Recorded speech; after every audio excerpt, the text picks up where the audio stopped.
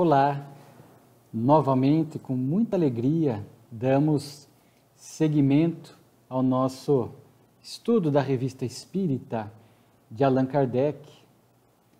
Estamos fazendo o estudo cronológico, temos contado com a sua audiência, a sua conexão pelo Facebook, pelo YouTube, e é com muita alegria, já avançando, são mais de 2 anos já de Revista Espírita que nós estamos estudando.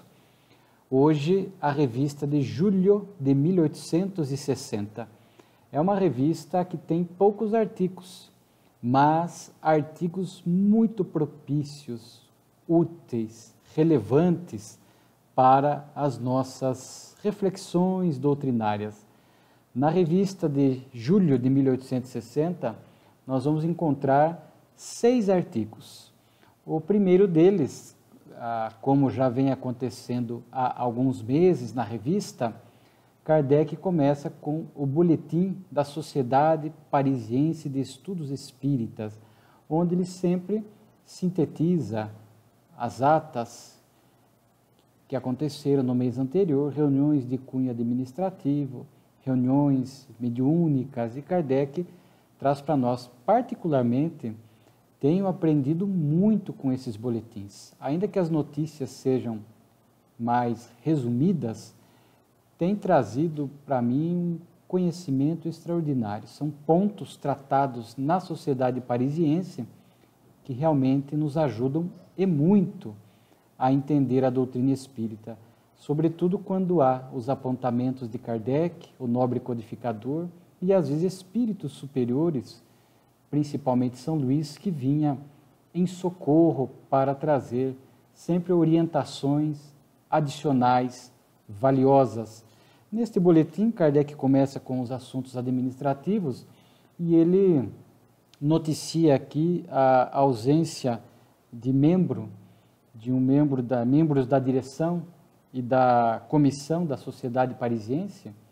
Lembramos que era o primeiro centro espírita do mundo, aquele primeiro momento. Hoje em dia temos, as casas espíritas se multiplicaram. Nós temos aí milhares de casas espíritas com seus estatutos, mas a Sociedade Parisiense foi a primeira e serve, sim, de modelo para nós. Mas naquele primeiro momento havia uma avalanche de curiosos que poucos somariam naquelas reuniões mediúnicas ou de estudos. Então Kardec teve que criar um controle rigoroso para aqueles que quisessem fazer a adesão, que estavam realmente movidos pela seriedade do aprendizado. E aqui Kardec noticia que já há mais de 3 meses que estavam ausentes, o que geraria pelo estatuto a exclusão e a substituição. Eram 3 meses de faltas injustificadas, trazendo para os nossos dias atuais, fazendo um paralelo, isso nos remete às ausências injustificadas da casa espírita. Naturalmente que hoje, um pouco diferente, dificilmente vai se optar por essa exclusão, até porque as casas espíritas hoje estão mais abertas, acolhendo as pessoas, não há necessidade de uma adesão formal, que naquela época, como dissemos, foi importante para o espiritismo inicial, ali na sociedade parisiense em particular. Hoje a pessoa frequenta o estudo, assim, vai ao Evangelho ao passe da casa espírita, principalmente ao Evangelho, que é a porta de entrada, ela tem mais liberalidade, ninguém cobra presença e assiduidade.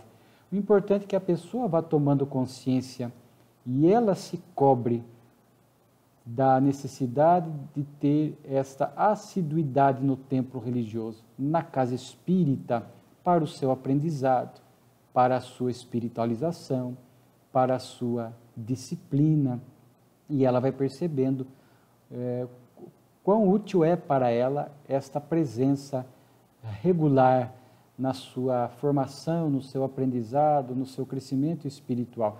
Quando a pessoa está no grupo de estudo, ali já há mais responsabilidades, assim como nas tarefas mediúnicas, é preciso responsabilidade, disciplina, Nesses grupos, estudo e mediunidade, ninguém é obrigado, não há uma obrigação. É importante, é útil, mas a pessoa, quando faz essa opção, ela tem que, esta escolha de ali estar, de fazer com responsabilidade, com seriedade, como se fosse qualquer compromisso que a pessoa assume, normalmente de cunho material, no trabalho, com a família. É importante dar conta desses compromissos. A pessoa que não dá conta de compromisso algum, já revela um defeito moral, a indisciplina. E é importante o espírito ir trabalhando na atual reencarnação, se ele traz essa tendência à indisciplina, à dificuldade de regras, de horários, que ele vá se autoanalisando para construir estes hábitos saudáveis. O dirigente das casas espíritas, do estudo, do mediúnico, naturalmente que quando começa a perceber essa ausência prolongada, injustificada, é importante fazer um contato. Não assim em tom de cobrança, de um rigor exagerado, mas para saber de fato o que está acontecendo. Porque muitas vezes a pessoa se afasta durante meses, ninguém liga para ela perguntar, olha o que houve, você ficou doente, está precisando de alguma coisa. Às vezes acontece esta falha na casa espírita, dos dirigentes, dos frequentadores do grupo, onde se espera que, com o passar do tempo, se construam amizades saudáveis, vínculos positivos. Na mediunidade, é muito importante, até o grupo mediúnico, essa característica da homogeneidade, conforme já vimos, vai repercutir, inclusive, na produtividade, na qualidade daquele grupo. Os espíritos vão percebendo esta união, podendo trazer espíritos mais endurecidos para serem ali acolhidos, porque percebem esta união de sentimentos, o que cria um ambiente espiritual muito propício para atender determinados tipos de espíritos mais primitivos, mais atrasados. Então é importante o dirigente, percebendo, com muita amorosidade, de forma reservada, não na frente dos outros, para não criar nenhum constrangimento. Liga, cobra, olha, faz algumas semanas que você não vem, estou ligando para saber se está tudo bem, se está precisando de algo, se coloca à disposição. Se a pessoa não tiver nada que justificasse, ele de forma muito sutil, olha, é importante a sua presença, a disciplina, assim, um grupo mediúnico com mais razão, olha, você está faltando, você é uma peça importante, volte, você vai poder, não vai poder, enfim, é importante ter este controle. Kardec, de uma forma um pouco mais formal, tinha este controle, e lá havia após 3 meses de falta injustificada, esta exclusão. Mas assim, repito, trazendo para a nossa realidade das casas espíritas atuais, é importante os dirigentes estarem observando, porque já vi reclamações de pessoas que tiveram que se ausentar por doença, por problemas variados, que justificavam, e ninguém foi lá perguntar se ela precisava de alguma coisa. Falou, nossa, ninguém me ligou, ninguém do grupo se preocupou, e isso é muito triste, porque estudar o Espiritismo tem que desenvolver em nós a melhoria do sentimento. E a melhoria do sentimento nos faz preocupar-se com o próximo, ser útil. Então, quando a gente nota, a gente tem que fazer este contato, ligar. Claro, se a pessoa não quiser dar satisfação, não quiser fazer nada, a gente perceber a hostilidade do outro lado, nós respeitamos. Mas pelo menos uma tentativa para que ela se sinta de novo convidada, se sinta acolhida e possa, se for o caso, fazer esse movimento de retorno ao grupo de estudo, ao mediúnico ou à casa espírita. Um outro ponto assim muito importante diz respeito aqui que Kardec trata. Ele cita aqui um caso de 2 pessoas, ele diz aqui uma jovem, uma pobre moça, que conheceu uma outra e demonstraram uma simpatia recíproca muito intensa. Ela diz assim, interrogado sobre os certos fatos, um espírito superior disse: a jovem tinha sido filha da outra em vida anterior. Havia sido abandonada e na presente existência posta em seu caminho para lhe dar ocasião de reparar a falta, protegendo-a, o que ela está resolvida a fazer. Então vejamos o Espiritismo explicando estas simpatias à primeira vista. Fora do círculo familiar, nós conhecemos uma pessoa do trabalho, do tempo religioso, e sentimos assim uma ligação afetiva profunda à primeira vista. Parece que conhecemos a pessoa de há muito tempo. Pouco tempo de conversa ali, aparecem, surgem diversas afinidades. E dali nasce, muitas vezes, uma amizade muito bonita. Então, sim, como vemos aqui, certamente estaremos diante de simpatias, vínculos que foram construídos em vidas transatas. Hoje é um reencontro. Então, há esta simpatia à primeira vista. O Livro dos Espíritos trata da questão das simpatias e antipatias. Às vezes, não é algo tão intenso que tem o nascedouro em outras vidas. Às vezes, a gente conhece uma pessoa, vai convivendo, e em pouco tempo começam a surgir afinidades, gostos semelhantes, e claro que ali nasce uma amizade por conta dessa identidade de gostos. Então, muitas vezes está se construindo ali, é um primeiro contato, está se construindo uma amizade. Normalmente as simpatias de vidas passadas, elas são mais intensas, profundas. A gente encontra a pessoa, normalmente a gente já sente um vínculo, uma atração sem saber porquê, conversa poucos minutos ou pouco tempo e já se percebe que há um vínculo diferente. E isso às vezes acontece fora do lar, como estamos vendo, e dentro do lar, às vezes, espíritos afins estão ali se reencontrando na família, e isso se desdobra através de uma convivência mais fraternal, mais tranquila. O Espiritismo é tão belo porque isso às vezes até tira alguns conflitos que algumas mães faziam.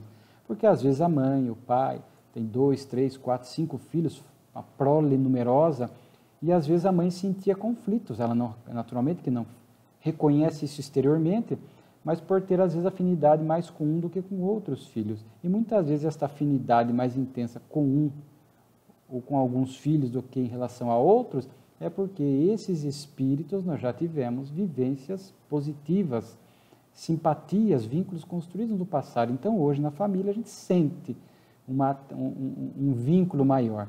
Mas, como mãe e pai, o nosso compromisso é de desenvolver esta afetividade pelos outros também, educando a todos, envolvendo a todos dentro das mesmas regras, do mesmo sentimento. Às vezes tem as antipatias, né? Que também podem ser divergência de ideias. A gente conhece alguém, a pessoa pensa diferente de nós, os gostos são diferentes, a gente vai convivendo com a pessoa, não tem nada em comum, e às vezes ali surge uma antipatia, a gente até evita a pessoa. Então, às vezes são antipatias por pensamentos diferentes. Às vezes é à primeira vista. Encontra a pessoa, já não vai com a cara da pessoa, não dá certo, sente uma repulsa instintiva. Podemos estar diante de antipatias de vidas passadas. E o reencontro é para que isso possa ser resolvido. Então, aquele mais lúcido, ou se os dois tiverem essa lucidez, é importante insistir dentro do possível ali para superar essas animosidades que também, às vezes, poderão estar dentro do lar. Animosidades repulsas entre pais e filhos, que acontecem, são espíritos que estão ali na família para, não por acaso, mas para ser construída a reconciliação. Então, isso é um capítulo muito bonito dentro da doutrina espírita. A gente vê que como o boletim da Sociedade Parisiense, desse mês em questão aqui que estamos estudando, está muito belo, muito cheio de informação. Tem uma fala aqui de São Luís, numa reunião, ele diz assim: São Luís completa a comunicação com informes sobre mundos destinados ao castigo dos espíritos culpados. Recentemente, talvez muitos que estão nos assistindo não estão vendo já mais adiante no tempo, só para nos situar quando estamos gravando este programa. Hoje é dia 16 de fevereiro de 2021. Recentemente assistimos uma live do nosso querido Divaldo Pereira Franco, inclusive ele falava sobre o livro novo, né? No rumo do mundo de regeneração, e na parte das perguntas surgiu algo a respeito. Alguém perguntou se ele já tinha ouvido, perguntou o que acontece com os grandes tiranos da humanidade, que causaram sofrimento a milhares, quiçá milhões de pessoas. Como é que ficam? Como é que fica?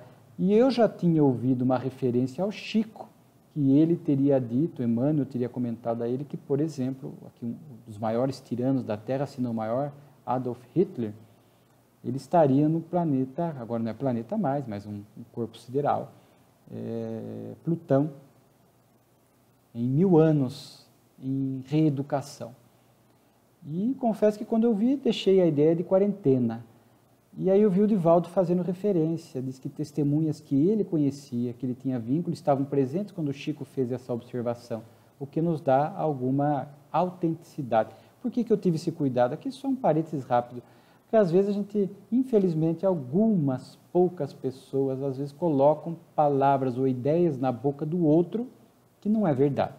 Então, infelizmente, o Chico já retornou ao mundo espiritual já há muito tempo, e já vimos, infelizmente, alguns que, não, eu ouvi o Chico dizer, o Chico me disse isso, me confidenciou aquilo, e você para pensar, não é do feitio do Chico falar aquilo, ou aquela ideia não é doutrinária, é uma ideia estranha à doutrina, de forma que não poderia ter partido de um espírita como Chico Xavier. Então, alguns se valem desse expediente, colocam na boca do Chico uma ideia pessoal, né, e para que isso possa ganhar uma amplitude.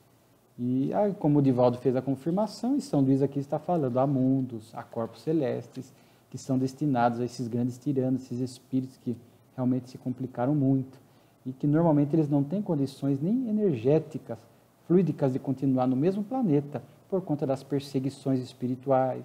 Já pensou, por exemplo, um Hitler, milhões de espíritos por ele prejudicado, morto, que não perdoou, e desejam se vingar. Então há espíritos que o mal causado é tão grande, que até por proteção deles, porque a lei de Deus é de misericórdia, eles são retirados e vão para outros mundos, né?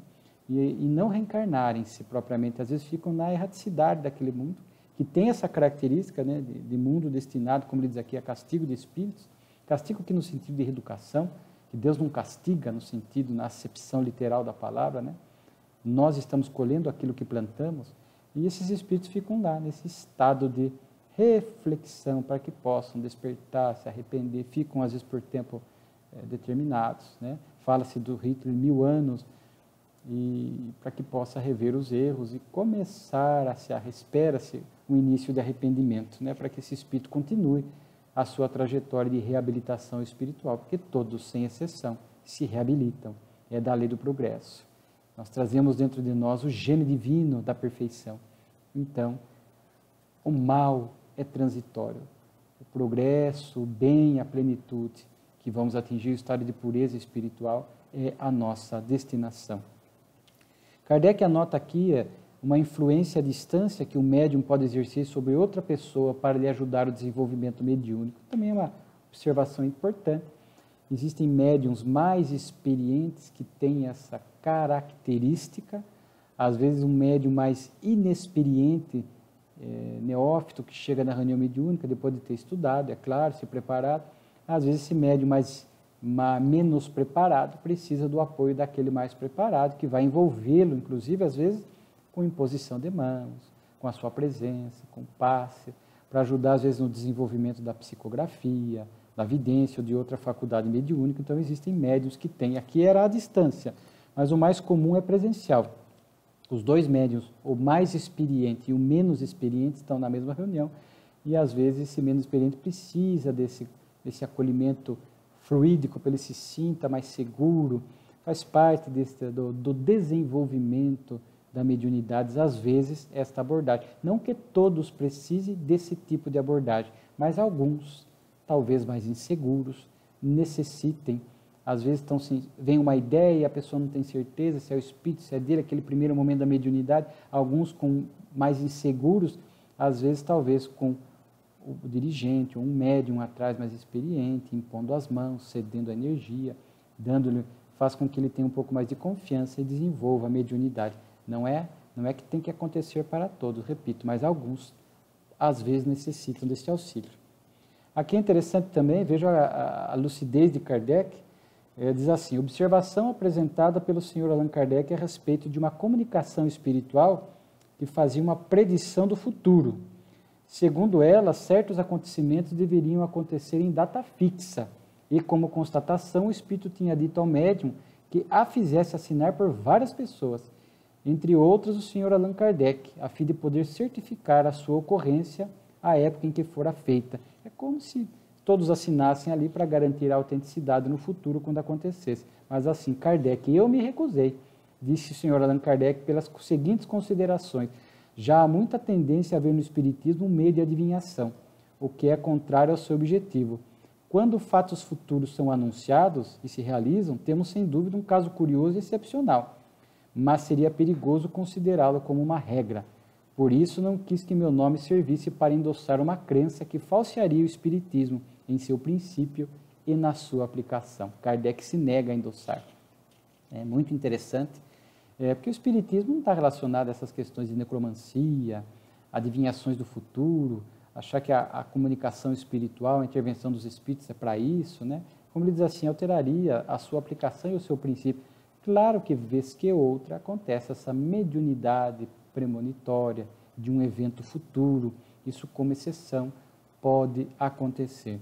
Mas se Allan Kardec subscrevendo, e as pessoas às vezes talvez fazendo mau uso disso, dando uma amplitude maior do que merece, muitos, principalmente naquele momento, ainda hoje há algumas distorções sobre o que se pensa do Espiritismo, principalmente aqueles que não o conhecem, às vezes distorce, está vendo o Espiritismo, confunde o Espiritismo com sortilégios, com ver-sorte, com necromancia, com futuro, e o Espiritismo não tem nada a ver com isso. A proposta do Espiritismo é de nos conectar a Deus, de estudo, de aprendizado, de espiritualização, de melhoria moral. Então, Kardec, sabiamente, não quis ver o seu nome associado a isso, que também mancharia um pouco a imagem do Espiritismo, principalmente naquele primeiro momento, quando havia muitos ataques e mais distorções do que acontece hoje. Aqui Kardec relata um fato de uma menina de 15 anos, uma manifestação mediúnica espontânea, onde ela psicografava de forma mecânica algumas mensagens para ela, privada, episódios da vida dela e dos mais próximos ali. E aí diz assim, é provável que se a faculdade fosse cultivada e bem dirigida, se desenvolveria de modo notável e útil. Então aqui vejam só, já falamos a data desse estudo, estamos comemorando neste ano, 2021, 160 anos do Livro dos Médiuns, e um dos itens muito importantes que lá consta é o desenvolvimento da mediunidade. Espontaneamente, a pessoa já apresenta um indício de mediunidade, pode ser variados. Não nos cabe aqui fazer um rol taxativo fechado. São várias situações que demonstram indícios de mediunidade. A pessoa chega na casa espírita com isso. O que deve fazer? Ser encaminhada para o estudo primeiro. Se ela, mesmo que chegue com a mediunidade atormentada, às vezes a mediunidade está eclodindo intensamente, mesmo assim, nunca a pessoa deve ser encaminhada para a reunião mediúnica, como muito se fazia no passado, causando diversos prejuízos à pessoa. O importante é que ela seja encaminhada ao Evangelho, aos passes, para que este tormento possa ser cuidado, tratado pelos benfeitores também, ela seja acolhida na casa espírita, no atendimento fraterno, encaminhada ao estudo para entender os princípios básicos da doutrina, para que, sem se desligar do estudo, porque o médium sempre está estudando, no futuro ela possa ser encaminhada para uma reunião mediúnica, onde, sem pressa, ela vai desenvolver a mediunidade. Aqui, como diz Kardec, se essa camponesa fosse encaminhada, ela já apresentava uma mediunidade de psicografia mecânica, mas com um resultado ainda ineficiente, porque eram só observações dela, para aqueles que estavam próximo dela. Então, se ela fosse buscar a doutrina, iria desenvolver a luz do Espiritismo, e não a moda da casa, o mediunismo, quando a pessoa desenvolve a mediunidade sem que siga as orientações e os critérios espíritas que estão em O Livro dos Médiuns, principalmente. Então, o desenvolvimento da mediunidade tem que ser dessa forma, com as diretrizes traçadas por Kardec em O Livro dos Médiuns, sem pressa, aí sim para que a mediunidade possa ir se desenvolvendo de forma saudável, com disciplina, com educação, com estudo, e o médium tomando consciência da importância da sua moralização, para que ele possa se tornar um bom médium, um bom instrumento, sintonizando com os bons espíritos e não distorcendo a mensagem que recebe do alto. Aqui há uma outra comunicação interessante, um fato. O filho do senhor N começa a apresentar uma manifestação física espontânea e interessante, o espírito se vinculava a ele e o fazia simular com as mãos e os dedos, com incrível volubilidade, toda a sorte de evoluções militares, com cargas de cavalaria, manobras de artilharia, ataques de forte. Então o espírito usava a mão do menino e, movimentando os dedos, estalando, mexendo, produzia sons militares. E isso chamou a atenção, mas olha que curioso. Tal gênero, assim, numa palavra, vê-se que se apodera dos membros do rapaz e os emprega como seus. Tal gênero de manifestação oferece um curioso assunto para estudo. Por sua originalidade, pode dar a compreender a maneira por que os espíritos agem sobre certas criaturas. Interrogado a respeito, São Luís faz advertências cheias de sabedoria e aconselha não as provocar. Além disso, concita a sociedade a não entrar nessa via de experiências cujo resultado seria o afastamento dos espíritos sérios e a continuar ocupando-se, como fez até agora, em aprofundar as questões mais importantes. Olha que interessante isso. Já vimos casas espíritas e o grupo mediúnico, às vezes, queria, por artimanhas obsessivas, estavam sendo tentados a distraírem-se com outras coisas. Aqui, no caso, era a distração com esse fenômeno físico que o menino produzia, envolvido pelo espírito, mas naquele tempo, já com praticamente 2 anos, mais de 2 anos de sociedade, como disse Kardec num outro artigo, já não havia mais necessidade de ficar repetindo o fenômeno pelo fenômeno. O fenômeno tinha o seu papel, a sua importância, mas agora é hora de estudar a doutrina, as reuniões mediúnicas com o propósito de receber da espiritualidade boas informações, acolher os espíritos. Trazer ali, ficar reproduzindo aquele fenômeno físico, era uma forma de distração, de desviar o grupo do seu objetivo. São Luís percebe e faz essa demonstração. Já vimos grupos mediúnicos que caíram nessas artimanhas. Alguns se perturbaram, se desequilibraram, outros perceberam depois, com o passar do tempo, com prejuízos para a atividade mediúnica. Lembramos aqui em nossa cidade, Itapetininga, interior de São Paulo, há muitas décadas atrás, eu ainda não frequentava, mas era adolescente, mas tomei conhecimento de um determinado grupo mediúnico que, num dado momento, começou a receber pintura mediúnica, o outro também, e todo mundo ficou ali meio, nada contra a pintura mediúnica, mas entendo o contexto. E aí começaram a ficar deslumbrados com a pintura mediúnica. Então, aquele grupo mediúnico que era para receber orientação dos espíritos, acolher os espíritos sofredores, começou a desviar o objetivo. E o dirigente, seu Alexandre Neri, experiente, maduro, foi deixando para ver se eles próprios percebiam.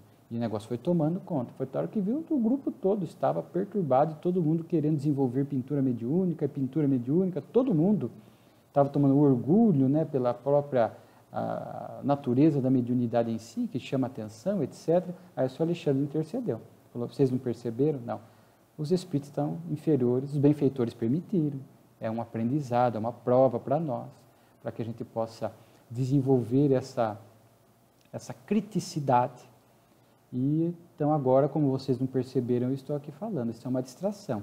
Vamos parar por aqui, vamos reforçar o estudo, mais vigilância, e para que o grupo mediúnico possa retomar a sua atividade natural.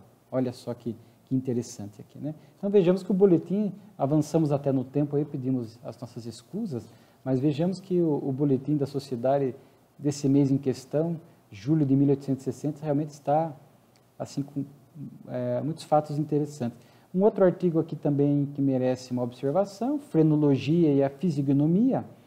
Naquela época de materialismo intenso, estava muito em voga esta ideia, ainda hoje há resquícios, porque ainda há pessoas materialistas, que naquela época, com o estudo do cérebro, que começou principalmente com o alemão, aqui Kardec cita ele, o Dr. Gall, o alemão Franz Joseph Gall, estudando o cérebro.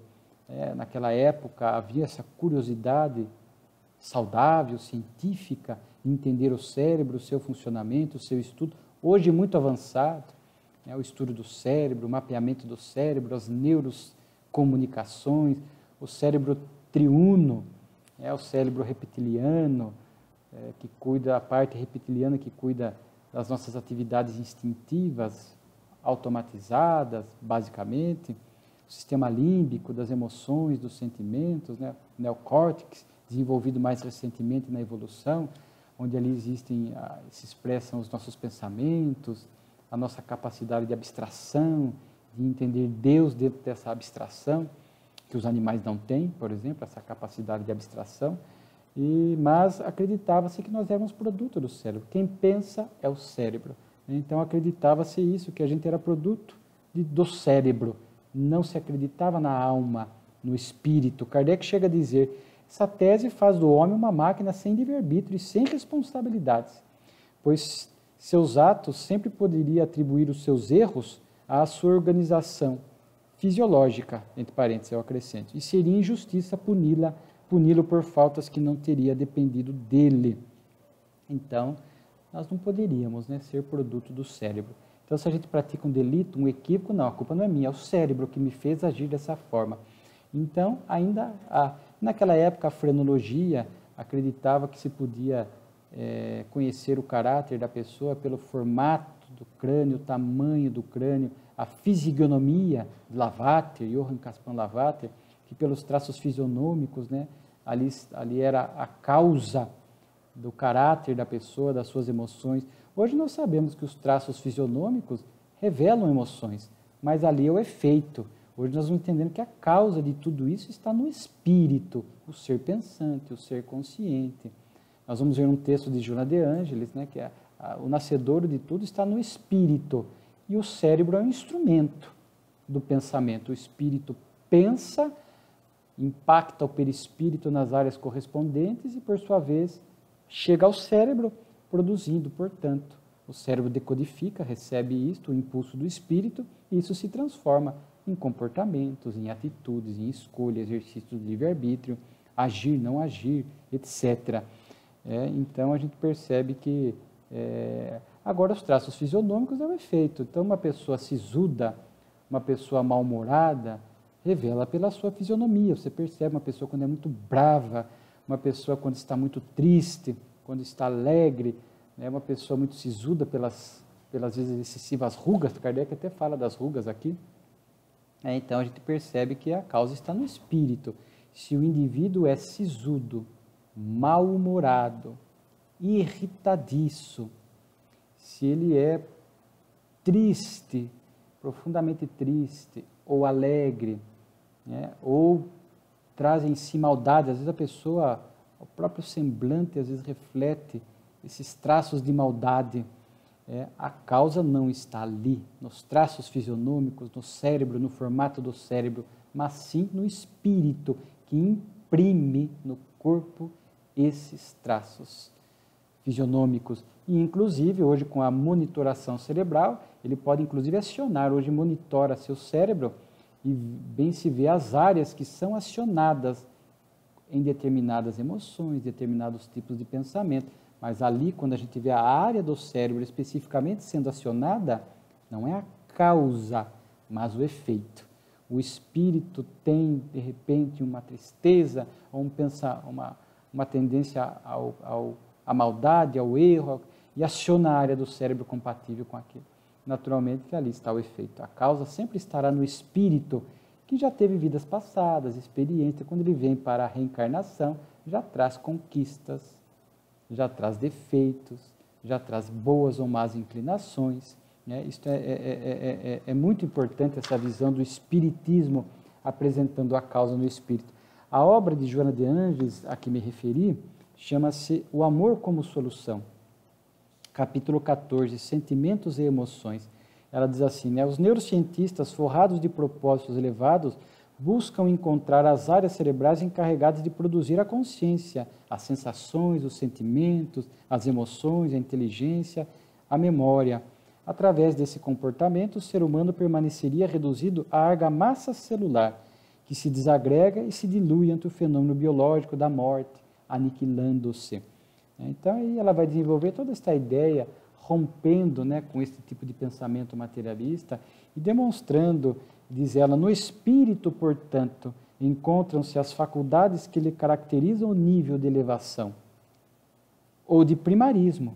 Ela diz assim, consciência, afetividade, sensibilidade, sensações, emoções, inteligência, memória está no espírito.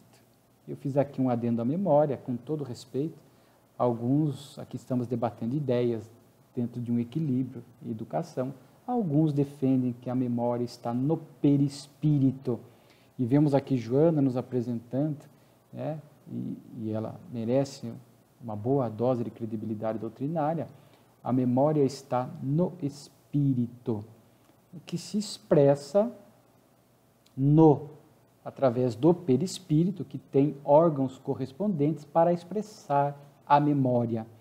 Mas, na essência, a memória está no espírito, a memória profunda. Né? Então, aqui, esse texto de Joana ratifica isso. Aqui nós não temos tempo para entrar em detalhes, quem sabe mais à frente. Né? Já tivemos, talvez teremos a oportunidade de abordar essa questão especificamente da memória. Né? Mas é do espírito a memória, que se expressa no perispírito e muitas vezes até no corpo físico, como nós vamos ver até num caso aqui de uma pessoa que tem uma recordação da vida passada. A memória está no espírito, passa aos centros de memória no perispírito. O perispírito tem órgãos específicos para expressar esta memória que está no espírito, e em algumas vezes essas memórias se apresentam também no cérebro físico e ficam ali registros durante o sono, uma lembrança de uma vida passada, um momento, um fato, enfim, é um assunto bem também interessante. Né? Então, Joana de Ângeles vai nos falar a respeito disso, desse cérebro triuno. Inclusive, alguns aqui nós vamos deixar como referência. Acho que há um livro que se chama Cérebro Triuno, que vai fazer até uma comparação, uma link com um texto de André Luiz, conhecido, que fala da casa mental, através da mediunidade do Chico, que o cérebro estaria dividido em 3 partes: o porão da individualidade, o subconsciente, os atos automatizados, portanto, a parte reptiliana do cérebro, o consciente, que é o presente, o esforço, a vontade, as emoções atuais, né, os sentimentos. Então, ali está conectado com esse primeiro andar da casa mental, o consciente, e, por fim, o último andar, o superconsciente, ligado aí também ao neocórtex, alguns associam ao lobo frontal, né, que estaria o potencial divino, que estaria aí a nossa destinação, o nosso progresso. Então, é muito interessante, né, quando se faz essas associações, esta casa mental de André Luiz com o cérebro triuno. Há pessoas muito mais qualificadas, vocês vão procurar através das AMES, Associação Médica Espírita, que são detentores desses conhecimentos fisiológicos com muito mais profundidade do que eu posso transmitir.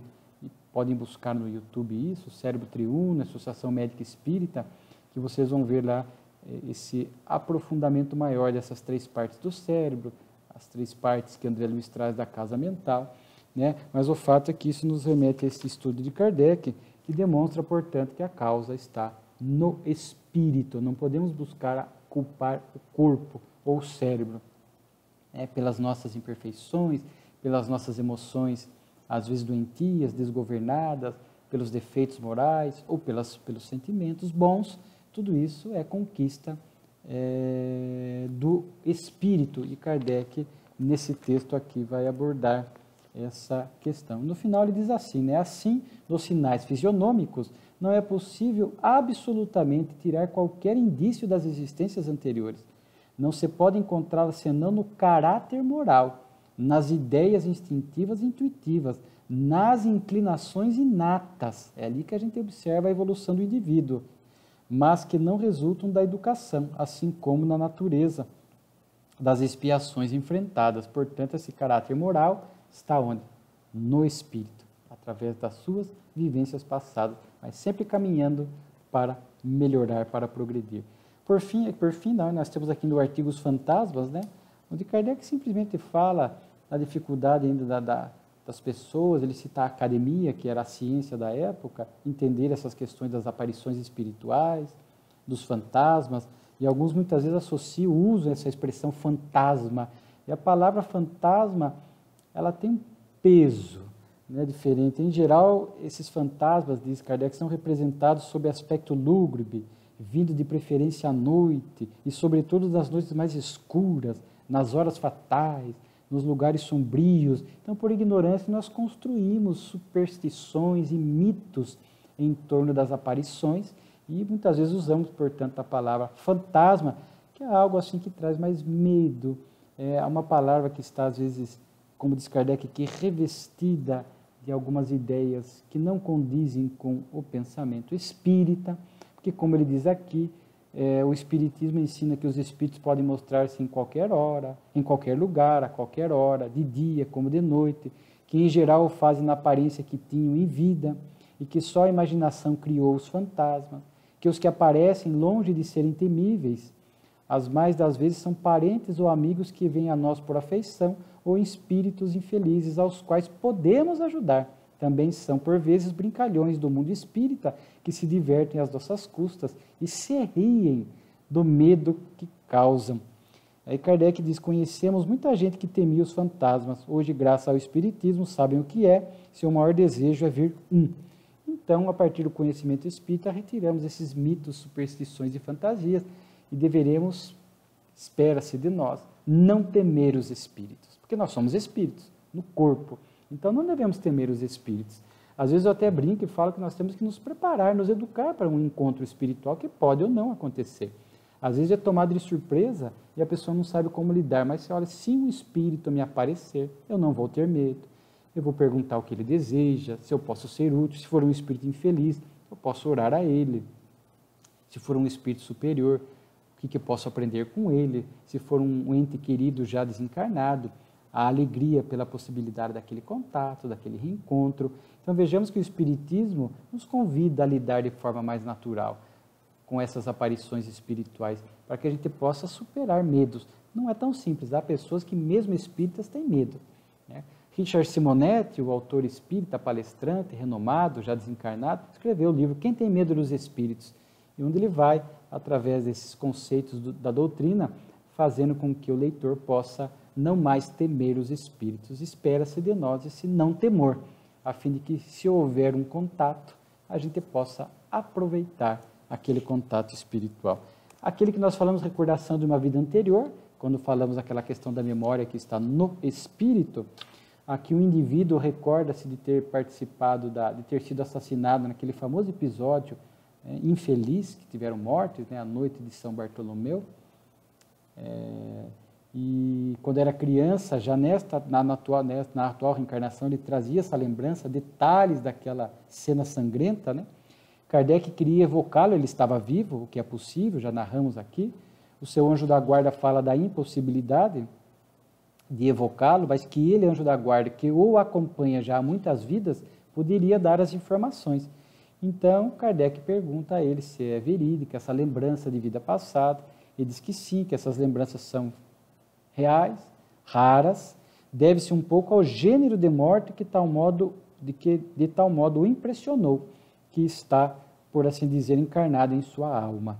Contudo, muitas vezes outras pessoas tiveram morte tão terrível e não lhes ficou a lembrança. Só raramente Deus o permite. As lembranças de vidas passadas, as crianças têm documentários, há milhares de crianças que lembram. Por que nesses casos Deus permite? Eles vêm com um corpo físico propício para que não haja bloqueio dessas lembranças, justamente para instigar a ciência a pesquisar e para demonstrar a realidade da reencarnação, das múltiplas vidas. A criança que às vezes mal começa a falar, eu fui fulano de tal, dá nome, dá detalhes, dá dados, e o método científico faz com que as pessoas vão lá confirmar, pesquisar tudo, e os casos que acompanhamos. Existem livros, inclusive, sobre o assunto, estudiosos, o Dr. Ian Stevenson e outros, né? Inclusive um brasileiro, que me escapou o nome agora, acho que é Hernani Guimarães de Andrade, não tenho certeza, que estudou também esses casos sugestivos de reencarnação, porque a regra é o esquecimento, porque não temos condições não temos ainda equilíbrio, maturidade para lidar com as nossas lembranças do passado, com os erros do passado, né? De forma que é uma bênção para nós o esquecimento do passado. Mas algumas pessoas excepcionalmente lembram, e Deus o permite justamente para que isso aconteça. E aqui tem um texto de Kardec muito interessante nessa questão, como o anjo da guarda estava acompanhando essa pessoa, o Gaston Vicente, que é a pessoa que o anjo da guarda acompanhava, que tinha esta recordação da noite de São Bartolomeu, porque que ele, naquela reencarnação, que ele estava ali presente, já era o anjo da guarda dele também, por que não evitou a morte? Uma vez uma pessoa me perguntou se o anjo da guarda, às vezes, assiste-nos à desencarnação, não faz nada, que ele não pode evitar quando chega a hora. Né? Quando esse gênero de morte, às vezes mortes violentas, fazem parte da nossa expiação, eles não evitam. Kardec tem um texto bonito aqui, porque morrer pertence à natureza humana. Nenhum anjo da guarda tem o poder de opor-se aos cursos da lei da natureza. Em segundo lugar, estando o momento e o gênero da morte no destino de cada um, é preciso que se cumpra o destino. Então vejamos que o anjo da guarda é um espírito mais equilibrado. A morte física para ele não representa nada. Sabe que ali vai se libertar o espírito, a verdadeira vida no mundo espiritual, e conforme o gênero de morte, era algo importante para o espírito. Às vezes tem gêneros de morte que nos remetem a necessidades expiatórias. Às vezes é porque cessou o nosso período, então está chegando a nossa hora de retornar à verdadeira pátria. O anjo da guarda não vai interceder.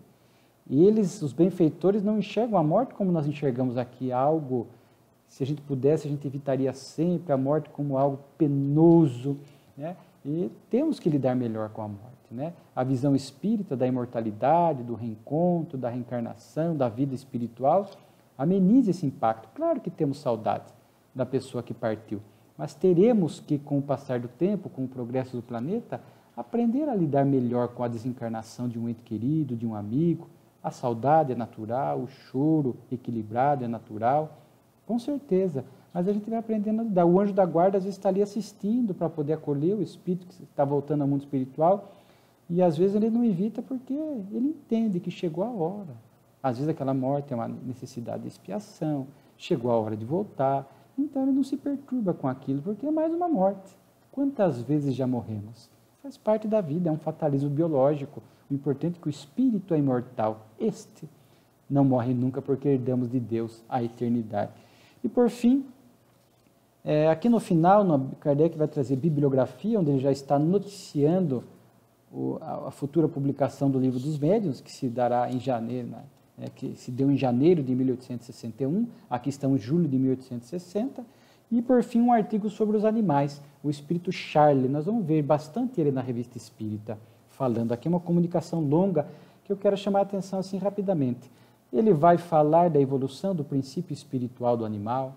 O animal tem uma alma ou um princípio espiritual, que depois, quando chegar no reino nominal, vai se tornar um espírito, usando a nomenclatura adequada, que são aqueles seres inteligentes da criação, portanto, que atingiram este estado de inteligência, de pensamento contínuo, de senso moral. Mas o animal tem, né? Nós sabemos, o vegetal tem, o mineral tem, a evolução se dá nesses reinos inferiores e segue. Charles vai falando disso, né?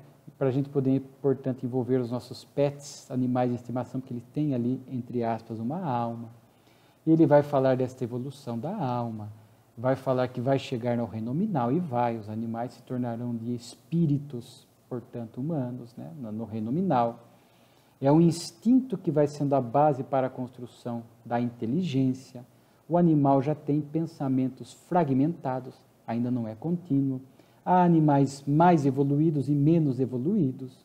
Os mais evoluídos, o cão, o macaco, o golfinho, né, os mamíferos, muitos mamíferos já mais evoluídos, o gato. E Charles vai falar aqui que uma parte da evolução do animal, a alma, o princípio espiritual, não é individualizado. Portanto, existe o que os orientais chamam, eu já escrevi um artigo a respeito e nós aceitamos, a questão da alma-grupo. Charles fala disso aqui, volta à massa e compartilha o aprendizado feito. Tá? Então, o princípio espiritual volta à coletividade, à alma-grupo, e compartilha a experiência amealhada.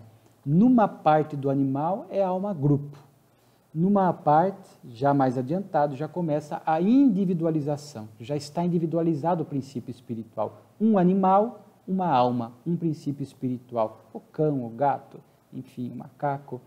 E essa individualização estima-se, segundo o Dr. Jorge Andréa, que foi um grande escritor espírita, ele fala que nos répteis, porque ali já há o olho pineal, que é a glândula pineal rudimentar, que, portanto, será no futuro a glândula pineal, é ela que permite este princípio espiritual individualizado se vincular e agir sobre o corpo. E ele diz que ali nos répteis é que se dá, em algum momento dos répteis, esta individualização. Como individualiza, nós não sabemos.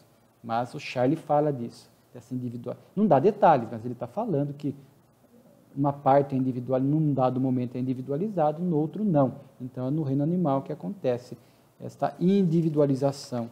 Então ele fala muito bem, ele vai falar bastante sobre os animais, né?